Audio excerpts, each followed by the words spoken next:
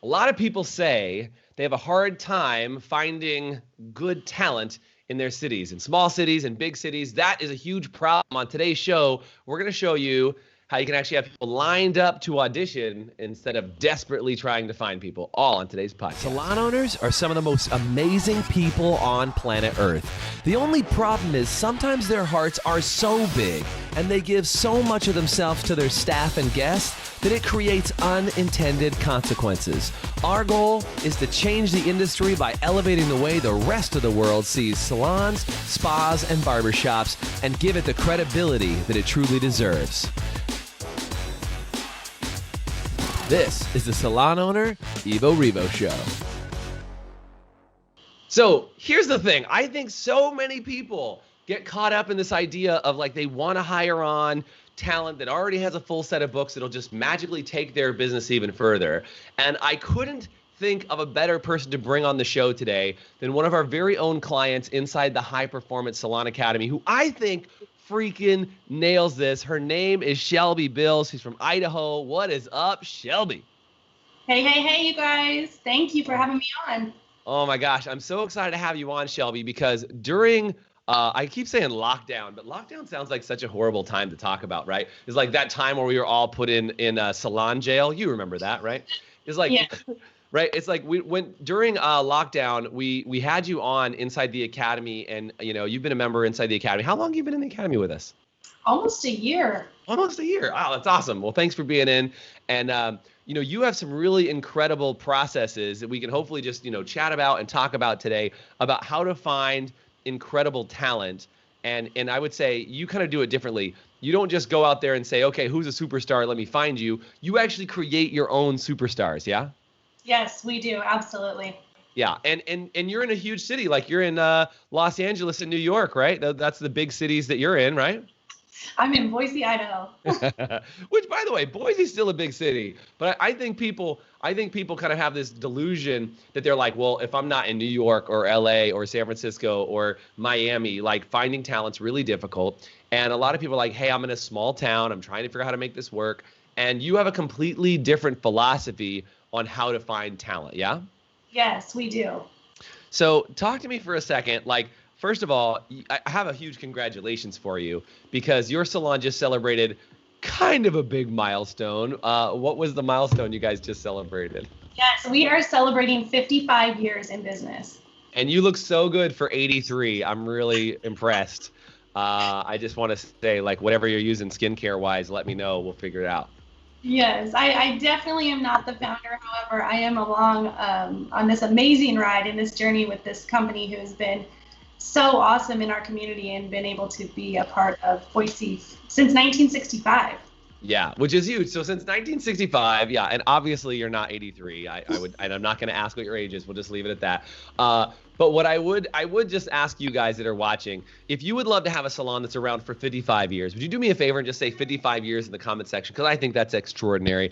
And then the other thing that I just want to say is if you want to be able to have a flood of new talent coming into your salon, excited to work with you, that wants to be there for a long time, would you do me a favor and say new talent in the comment section? I just want to make sure you guys like that are watching the podcast either with us live right now or after the fact in audio, that's fine. You can just yell at your phone and say, I need new talent, Jason. That's fine. I don't recommend you do it around other people, but if you're listening to the podcast privately, feel free to yell at your phone and just talk to Shelby and I like you're really hanging out with us. And Shelby, so what kind of got you to this stage? Like, did you just start out and this was something that because this salon has been around, or did you develop this process of like getting talent to audition for you? And we'll talk about the whole process, but how do we get here? Yeah, so during a crisis, right? So I restructured the company about 5 years. 5 years ago, we were completely booth rental company for 50 years. And of course, I didn't realize that was the case. So you were up till 5 years ago, you were a booth rental. Yes. And so I've been with the company for 18 years. I've been an owner for this almost 12 years now. And so about 5 years ago, I started seeing some things just out in the industry that I wasn't really happy with. And as a booth rental salon, we were doing so much for the independent stylists, and there was really zero appreciation. There was no win-win scenario situation, I guess, if we'll say. Yeah. And I started doing more research on employee-based, and my heart is really with team. I love teams. I love building teams. I love culture. I love positively impacting people. And that doesn't necessarily happen in every rental situation. Yeah. Working as an independent and you're kind of building your own column or your own book, and there's not really anything that's happening about the big picture or every human being in the company. Right. Yeah, it's very different, right? And I think a lot of people don't understand that. It's like they sometimes have a booth rental environment and they want it to feel like a team, and they're like, I want everybody to work together and I want to provide all this good stuff, and they kind of like run, even though they have a rental salon because that's what they're set up as, they want to have that team culture and they just don't know how to create it. Yeah. Yes, and so I had worked in that environment at that point for, about 10 years or so. And I was spinning my wheels. I'm like, what can we do that's more? How do we do that? We had, for a rental environment, we had a great team scenario. However, at the end of the day, it really came down to the I need my independent stylist. And we were giving everything to them, trying to over accommodate, do things for them that really, it just wasn't possible in a rental environment. There's no profit margin for that. There's no growth opportunity for that. And the turnover is high. Rental stylists at that point were looking for just the cheapest rent. It wasn't right. about, It's like, yeah, it's where can I make the most money because my rent is the cheapest? And it's like, it's just such not, how do I say it? It's just not conducive to really growing a team and growing a salon. Yeah. And that is where my heart is. And my background is in business marketing and management. So I'm not a licensed stylist. I'm not behind the chair. And I just wanted to do something different. And so I started researching team-based salons, hourly salons, commission salons. I started researching every single compensation structure. And I just realized that it really comes down to the business has to invest in the people there, and the people have to invest in the business for it to truly be a win-win. And that was the environment that I wanted to create. Yeah, totally different space, right?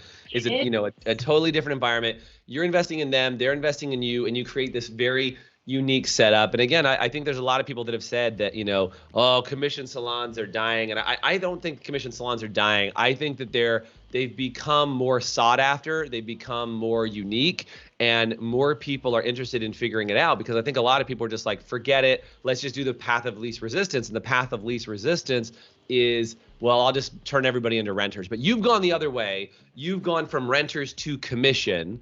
And one of the things that you do to help do that, because the biggest complaint that I hear, and by the way, if you guys complain about this, do me a favor and say we do. It's okay if you complain about it. Is that it's hard to find people that are interested in coming on and working, because I think the argument, Shelby, would be, well, look, if I'm already an established stylist and I've got a good book of business, then why should I come and work for a commission salon that's just going to take advantage of me and take more of my income, take more than 50% of how much I bring in? So what's the point, right? Like, I'm just telling you the common drama that I hear from people in all of our groups, right? Yes. And so how do you combat that? Yeah, it doesn't have to be that way. And so long story short, our academy and our audition process was created out of the restructure and out of a walkout. So I lost 9 of my top performing stylists in 12 days. I lost over $500,000 in client services, and never again was I going to be held hostage by someone wanting to leave my business when I had just built their entire book of business. So that's where this came from. And the idea of like, why do we only hire when we're in need? Why are we not consistently marketing and promoting all of the amazing things that are happening in our companies constantly, not just when we're in need? And so I changed our entire mindset, how we do our audition process, how we communicate with the cosmetology schools, the level of partnership that we have with them, and also the level of partnership and investment that our team members have in they hire who's going to be next on our team. I don't do that anymore. Right. Yeah, it makes such a huge difference, right? Is all of a sudden when you've got that capacity or that availability to have people audition to actually be a part of what it is that you do, totally different setup at that point. And it just sets people up for a different audition. So can you tell me a little bit about your audition process and kind of how you set people up more? And like, because you have such a crazy, not only audition process, but then training process is extraordinary. Yes. So it first starts with your partnership and your commitment to the schools. I truly believe that we can teach the skill. We cannot teach and coach to attitude and who those people are and their core values. And so we really start at the school because, like you said earlier, we create our own superstars. We don't have to go out and hire someone who's been doing this for a long, long time. And so our audition process starts in the schools. We go in, we teach classes. We regularly meet with their learning leaders. We are on Zoom calls if they have that. We are in the schools at least once a quarter. And we have 3 local cosmetology schools within about 30 miles of us. Yeah. So we are in the schools and we have relationships with the educators. We like to hire their advanced students. So of course, people who are in the top 10% of their cosmetology training. If they're at a Paul Mitchell school, they're in a phase 2 program. They already contribute. They already give back. They already do the extra work. We know those are our kind of people that we are going to want to invest in. And so it really starts with the relationships that you build with the schools. Right. So tell me about, because this is not something that like you just built overnight, right? Like you just built a relationship. So I think so many places are like, well, hey, Shelby, I went to some schools. I went in one time and said, hand me all your best students. And they said, sure, we'll let you know. I mean, that's not really the game though, right? So talk to me for just a second about like, what does it take to really build a relationship long-term with a school? Absolutely. So we started out just going in and offering our education. We kind of pulled the students and pulled the teachers and said, what kind of classes do you guys want? Some of them wanted extension classes. Some of them wanted blow dry, technical hair cutting, foil placement. So what kind of training? And we contributed and gave back to the schools probably for about a year before they even started sending us people. They had to develop a relationship and a level of trust with us first. And so you have to give before you can receive. And so we just really started planting a lot of seeds. We wanted to be present. We started attending graduations for some of the people we had just hired, which was so amazing. That's awesome.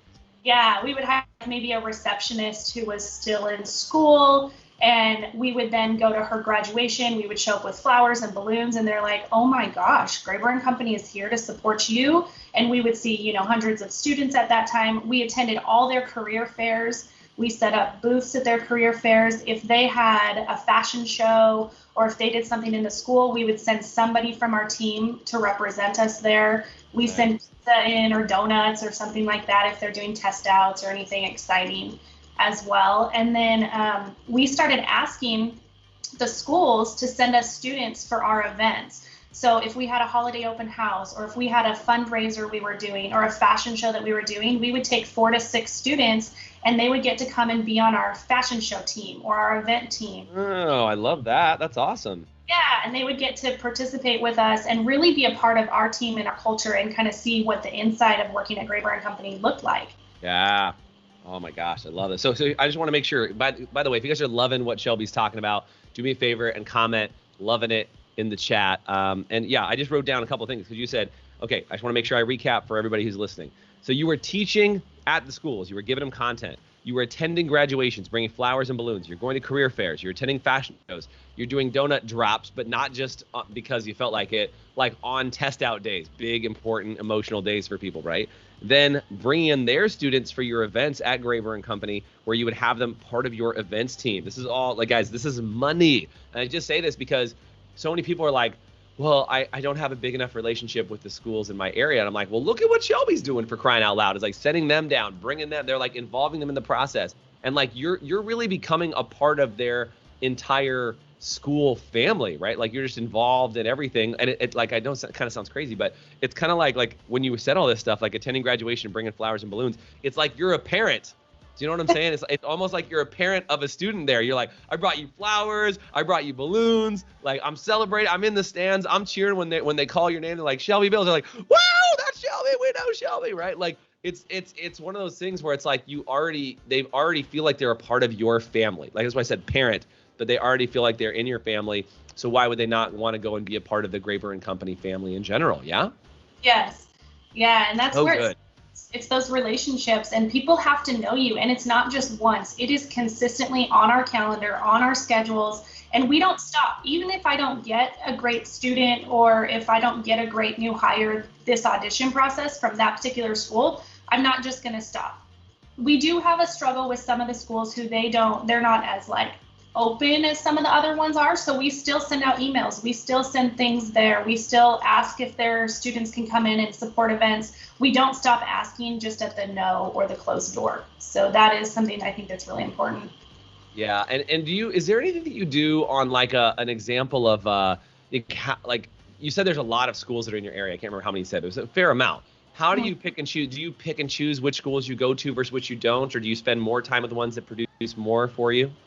Yeah, we do. You know, I'm on the Paul Mitchell Advisory Board. I know the owner of the Paul Mitchell Schools, who owns 4 within kind of our local area. And then as well as the learning leader for their phase 2 development. Her and I have worked on fundraising committees together. We've worked together. She sends us all of her top phase 2 students.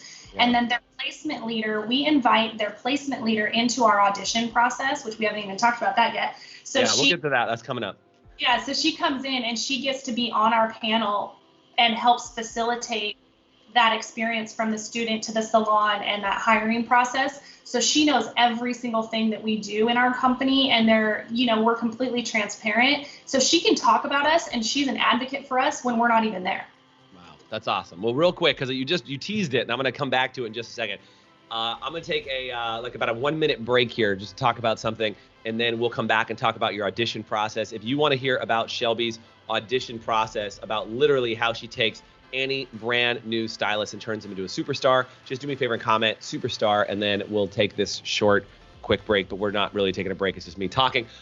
Basically coming up, and Shelby, I don't know if you're going to be able to join us, coming up on October 19th, we've got our Salon and Spa 2020 Bounce Back event. And that's going to be for any salon owner. If you're a salon owner and you have a staff of 1, which is you, or you've got a staff of 100, you can still join us at our Bounce Back event. Basically, I don't know how else to say it. We're going to kick 2020 in the teeth and get back to business. We want you guys to really make sure that you have everything you need to know, from like, how do you get your staff to wear the mask that you've been trying to get them to wear? How do you make sure you add every dollar of profit? What do you do if all of your guests haven't come back yet? How do you make them feel safe enough to come back into the salon so you can get back to business and make sure the rest of 2020 and 2021, I think that's what I was trying to say, 2021 is absolutely extraordinary. If you want tickets to the Salon and Spa Bounce Back, good news is they're free. However, we are literally about 30 tickets away from selling out at this event. We're still going to be talking about it, and we'll have some backup seats. But look, we were maxed out at 500 people, and this morning I heard we were at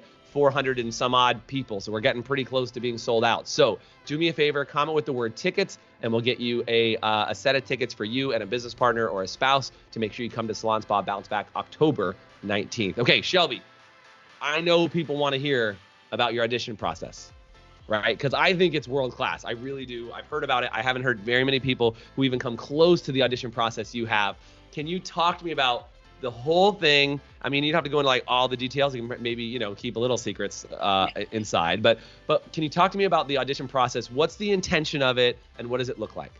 Yeah, so the intention is to take the best of the best who apply with us, to actually get them to interview with us, and not just any original interview. It is truly an in-depth audition process where they get to experience us completely as a company and as a team, and we get to fully experience them within a very short period of time, because these are big decisions that need to be made in a really short window of time. Yeah, totally. So to your point, you get to test drive them, they get to test drive you to see if this is going to be a good fit long term, because you're going to want to have somebody that's not like, I worked there for 3 months and I don't like Shelby's necklaces that she wears every day, and so I don't want to be here. You want to get that out of the way up front to make sure they're the right fit, you keep them, and you don't have to spend all this time training somebody who's just going to leave, right? Yes, and we talk about that from day one. We are a career company. We are not here for you to jump around, and that is not our intention. We fully invest up front through our scholarships in our Advanced Training Academy, and the audition is the first step. And we only hold about 8 to 10 spots for every audition, and we do them 2 to 3 times a year. That is it. And so we may have 30 to 40 people who apply, and they send us their resume. They need to send us a short paragraph about why we should choose them. What are their attributes? What would their friends and family say about them? Who are they and what do they stand for before we even meet them? And then And then we narrow those 30 or 40 candidates down into about 8 to 10 spots for the audition process. And then we only have about 3 spots open for our training academy out of those 8 to 10 who audition. Wow. So just to clarify, I just want to follow this. So you get 30 or 40 applicants, then it gets down to about 8 or 10 spots to apply, but out of those 8 or 10, you're really only placing 3 or 4. Yes. Okay. So how long does this process take from, like, because you put them through a training regimen, right? Like, how long is the training regimen that you do with these 8 or 10 people that then you select those 3 or 4? Yes, so we send them a congratulations email, what to expect. They bring in a model, so it is a 2-hour window. They bring in a live model to do their blowout. They have a 55-minute segment where they get to bring in their guest and their model that they selected. They do the shampoo service, they do the style session, all the things with the guest. They have 55 minutes or less to complete that. So there are time standards, so that we're already talking about time standards from the audition process. And then following their blowout service, their model leaves, and then they come over and we do like a little speed dating interview. So all of my team, I will have anywhere from 10 to 12 team members who generally are previous grads from Graber Academy grads, or they're on our leadership team or they're education directors, and they will be there and they do a speed dating. So we set everybody up in a line, we go through, and we have about 60 seconds to ask the question. And these questions are very intentional to figure out what are their core values, what are their attributes, what are they bringing to the table, and why did they choose this industry, and why did they choose our business? Wow. So basically they go through this audition process, these 8 to 10, and they go through. So not only do they have to do a service, perform a service on a model that they find, you then time it. So there's a time standard that's already in place. Then you have them literally line up in front of staff, previous people who've been through this exact same system, and you've done it. I have to admit, and I'm going to ask this, you guys ask other questions of Shelby in the chat, because we've got a few more minutes on the podcast. I want this to all get in, is I have to imagine that, like, you didn't always have 20 or 30 candidates or 20 to 30 applicants who apply. How did you get to that point? Because I think this process is amazing. By the way, if you think it's amazing, type amazing. But how did you get to the point where people are now, you have 30 to 40 people? Is that based on your attendance in the school? Do you run ads? Like, what do you do to get to the 30, 40 applicants? It truly has been legwork from the ground up over the last 4 years since we developed the academy, and it is being consistent in the schools. It's never taking a break, even when you don't want to do it. It's part of what you do. It's part of our culture and who we are. It's letting people know who we are on a bigger scale. It's winning awards. That's important. We are voted the best salon in Boise for the last 12 years. We are consistently out in the community. We contribute, volunteer, we fundraise. We give back at every level. Every time we are asked, we say yes, we show up. We are at primarily women events. So I may speak at an event. We may have a booth at an event. We are at the top of mind. If you want to go to the best salon and spa in Boise, Idaho, you are going to come to Graber & Company, or we are going to be in the top 3 always. That's amazing. And I think if you had to say, Shelby, for somebody that is trying to figure this out and go, okay, here's me. I'm a salon owner. I got a staff of 3, 5, maybe. I'm making this up. And I go, look, I put out a job ad and I get like 2 or 3 people to apply, and they're never any good. And then I meet with them, and I'm just sitting there desperate to get staff to show up. And so kind of like, if they show up in fog and mirror and they were dressed appropriately, I might hire them. I know I'm being over dramatic for some of you guys, but maybe not. If that's the truth, do me a favor and say #truth in the comments, okay? Because I think people deal with that. What would be the first step you would take if you were starting a brand new salon and you wanted to get to this point where people are lined up in audition? What would be the first thing you would tell them? First 1, 2, and maybe 3 things you would tell them? Well, first and foremost, you have to deliver on excellence. So is every single person in your team and on your team, are they delivering the service at the level of excellence that you want other people to join that, and guests are going out and they are your raving fans? So number 1 is delivery. Make sure your delivery is world class. Yeah. Yes. And then how are you showing up out in the community? Do you volunteer? Are you visible? Do you give back? How do people find you? Not even from the client perspective, but also your future professionals and your future team members. And how do they find you? And why would they want to come work for you? So you have to know your point of difference and why you are the best or the only place to go. and that they won't get anything what you offer anywhere else. So I think you have to be really clear on your values and what you bring to the. So number 1 is quality. Make sure your quality is world class. Number 2 is be present in the community. What would be their number 3 step if you had to give them a third step? I feel like that was 2 and 3 together. So. I'm sorry. What was the third one in your mind? Because you said community and be present. Sorry. What was the third one? Clear on what you have to offer. What is your. Okay. So I'll just call it clarity. And I'm glad I had to get clarity to make sure I confirmed clarity. Okay. Yeah, I was kind of adding that into community, but I think you're totally right. So, okay, so make sure you have high quality, make sure you serve in the community, and then get crystal clear about your messaging and have clarity in what you're communicating to that message in the community, and then that will amplify everything that you do and attract more people to the salon, yeah? Yes. Shelby, this has been world class. You have always been one of the classiest people I've ever met. Every time I talk to you, you radiate class in everything that you do, whether it's showing up for a podcast, coming to a destination training, showing up for a call. And I can tell because your attention to detail is extraordinary. And I think you guys can probably tell as well. If Shelby is extremely classy, do me a favor and say classy in the comment section, because I think she is. And I also think you are a world-class human, Shelby. So thanks for being here. Thanks for sharing a little bit of love from the High Performance Salon Academy out to the rest of the world. Is there anything you want to say as we wrap up, Shelby? I just want to say thank you so much. And Jason, everything that you and Doug and the High Performance Salon Academy are doing to elevate our industry is exactly where I am and where I want to be. And I am just so proud to partner with you guys. So thank you very much. It's our pleasure. And it's exceptional human beings like you that really allow us to look cool. So thanks for making Doug and I look good on a regular basis. I wish it was us, but it's not. It's you guys. Thank you guys so much. And thank you, Shelby, for being on with us today. All right, guys, if you want to check out more information about the podcast, check out EvoRevoPodcast.com. Do me a favor, subscribe to our channel. Go on YouTube. We just hit over 1,000 subscribers on YouTube this week, which is a really big deal. Podcasts are doing really, really well. If you want more information, go check us out online. Thank you so much for being on the podcast today, Shelby. Thank you. Bye. Thanks for listening to the Evo Revo podcast. If you liked today's episode, please subscribe, leave us a review, and you can always get more information, including show notes and the video episodes at EvoRevoPodcast.com.